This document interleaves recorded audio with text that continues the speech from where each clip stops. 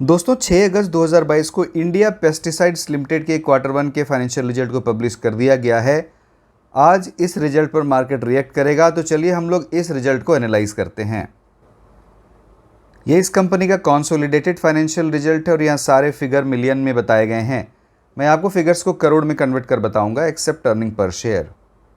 Q1 में revenue from operation 218 crore है, जो प्रीवियस क्वार्टर में 177 करोड़ था और प्रीवियस Q1 में ये 170 करोड़ था। तो रेवेन्यू फ्रॉम ऑपरेशंस में ईयर ऑन ईयर बेसिस पर लगभग 28% की बढ़त हुई है और क्वार्टर ऑन क्वार्टर ये 23% बढ़ा है। तो रेवेन्यू में तो ईयर ऑन ईयर और क्वार्टर ऑन क्वार्टर दोनों ही बेसिस पर बढ़त हुई है। Q1 में टोटल इनकम 221 करोड़ 72 लाख है, जो प्रीवियस क्वार्टर में ये 181 करोड़ 53 लाख था और प्रीवियस Q1 में ये 174 करोड़ था। तो टोटल इनकम में ईयर ऑन ईयर बेसिस पर लगभग 27% की बढ़त है और क्वार्टर ऑन क्वार्टर ये 22% बढ़ा है। Q1 में profit before tax 54 crore 61 lakh है, जो प्रीवियस क्वार्टर में ये लगभग 40 करोड़ था और प्रीवियस Q1 में ये 56 करोड़ था। तो प्रॉफिट बिफोर टैक्स में ईयर ऑन ईयर बेसिस पर 2.8% की कमी हुई है और अगर हम लोग क्वार्टर ऑन क्वार्टर बेसिस पर देखें तो ये लगभग 37% बढ़ा है। Q1 में नेट प्रॉफिट या प्रॉफिट आफ्टर टैक्स 41 करोड़ है, जो प्रीवियस क्वार्टर में ये 30 करोड़ 67 लाख था और प्रीवियस Q1 में ये 42 करोड़ था। तो पैट में ईयर ऑन ईयर बेसिस पर 2.4% की कमी हुई है और अगर क्वार्टर ऑन क्वार्टर देखें तो ये लगभग 34% बढ़ा है। तो पैट में ईयर ऑन ईयर बेसिस पर कमी हुई है। Q1 में अर्निंग पर शेयर 3 रुपये 56 पैसे है, जो प्रीवियस क्वार्टर में ये 2 रुपये 61 पैसे था और प्रीवियस Q1 में ये 3 रुपये 76 पैसे था। तो अर्निंग पर शेयर में ईयर ऑन ईयर बेसिस पर 5% की कमी है और क्वार्टर ऑन क्वार्टर बेसिस पर ये 36% बढ़ा है।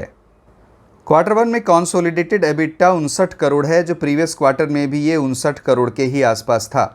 तो एबिटा में ईयर ऑन ईयर बेसिस पर कोई बढ़त नहीं हुई है, जबकि अगर हम लोग इसके रेवेन्यू को देखें तो यहाँ 28% की बढ़त हुई थी, लेकिन एबिटा में कोई बढ़त नहीं हुई है।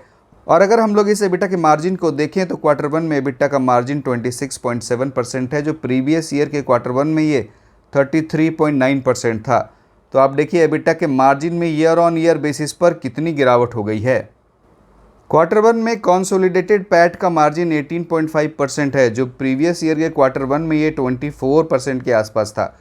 तो आप देखिए पैट का मार्जिन भी ईयर ऑन ईयर बेसिस पर अच्छा खासा गिरा है। तो दोस्तों हम लोगों ने देख लिया इस कंपनी का रेवेन्यू फ्रॉम ऑपरेशंस तो ईयर ऑन ईयर और क्वार्टर ऑन क्वार्टर दोनों ही बेसिस पर अच्छा खासा बढ़ा है, लेकिन इस कंपनी के पैट, ईपीएस और मार्जिन में ईयर ऑन ईयर बेसिस पर तो गिरावट हुई है, लेकिन क्वार्टर ऑन क्वार्टर बेसिस पर इसमें बढ़त है। ये कंपनी आईपीओ के थ्रू जुलाई 2021 में ही लिस्ट हुई है। ये इस शेयर का डेली प्राइस चार्ट है और इस शेयर का फ्राइडे का क्लोजिंग का प्राइस 278 रुपये 85 पैसे है। इस शेयर का पीवट पॉइंट 282 रुपये के आसपास है और ये शेयर करंटली अपने पीवट पॉइंट के नीचे ही ट्रेड कर रहा है।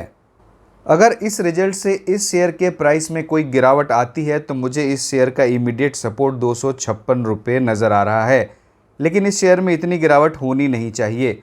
और अगर ये शेयर अपने 282 के लेवल को क्रॉस कर उसके ऊपर की क्लोजिंग देने लगता है तो मुझे जो इस शेयर का इमीडिएट टारगेट नज़र आ रहा है वो है 320 रुपये का।